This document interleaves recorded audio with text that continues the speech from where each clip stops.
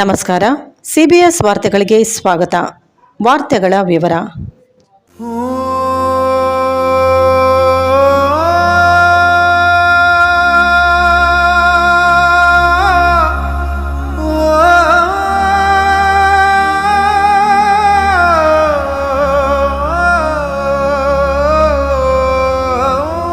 ನನ್ನ ಮಗ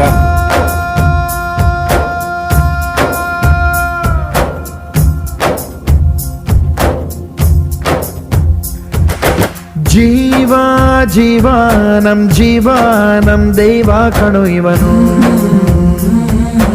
ನಮ್ಮ ಊರ ಕಣ್ಣಾಗೋ ಸರದಾರ ಕಣು ಇವನು.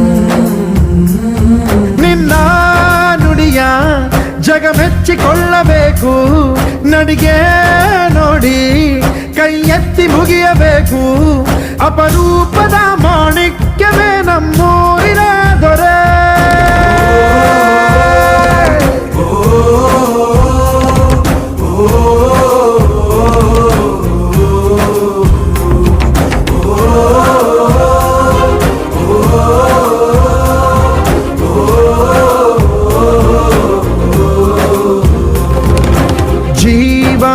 ಜೀವಾನಂ ದೈವ ಚಿತ್ರಗಳು ಅದ್ಭುತವಾದ ಯಶಸ್ಸನ್ನು ಕಂಡು ಸಾಮಾಜಿಕ ಸಂದೇಶವನ್ನು ಕೊಡ್ತಕ್ಕಂಥ ಚಿತ್ರಗಳಾಗಿದ್ವು.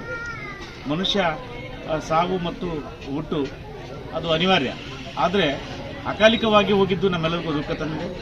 ಆದರೂ ಸಹ ತಮ್ಮ 50 ವರ್ಷದಲ್ಲಿನೇ ಅಗಾಧವಾದಂಥ ಸಾಮಾಜಿಕ ಸೇವೆ ಮೂಲಕ ಇಡೀ ದೇಶದ ಗಮನವನ್ನು ಸೆಳೆತಕ್ಕಂಥ ಒಬ್ಬ ಧೀಮಂತ ನಟರಾಗಿದ್ದರು.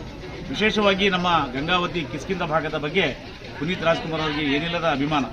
ಈ ಭಾಗಕ್ಕೆ ಚಿತ್ರೀಕರಣಕ್ಕೆ ಬಂದರೆ ಪವರ್ ಆಗಿರ್ಬೋದು, ನಿರಿಪುತ್ರ ಆಗಿರ್ಬೋದು, ಹೀಗೆ ಹಲವಾರು ಚಿತ್ರಗಳು ಈ ಭಾಗದಲ್ಲಿ ಚಿತ್ರೀಕರಣ ಮಾಡಿದರೆ 2-3 ಸಾರಿ ಆದರೂ ಅಂಜನಾದ್ರಿ ಬೆಟ್ಟವನ್ನು ಹತ್ತಿ ಸುತ್ತಮುತ್ತ ಹಳ್ಳಿಗಳಿಗೆ, ಶಾಲಾ ಕಾಲೇಜಿಗೆ ಹೋಗಿ ಅವರು ಮೋಟಿವೇಟ್ ಮಾಡ್ತಕ್ಕಂಥ ಕೆಲಸವನ್ನು ಕನ್ನಡ ನಾಡಿನ ಜನಮಾನಸದಲ್ಲಿ ಇವತ್ತು ಅವರು ಉಳಿದು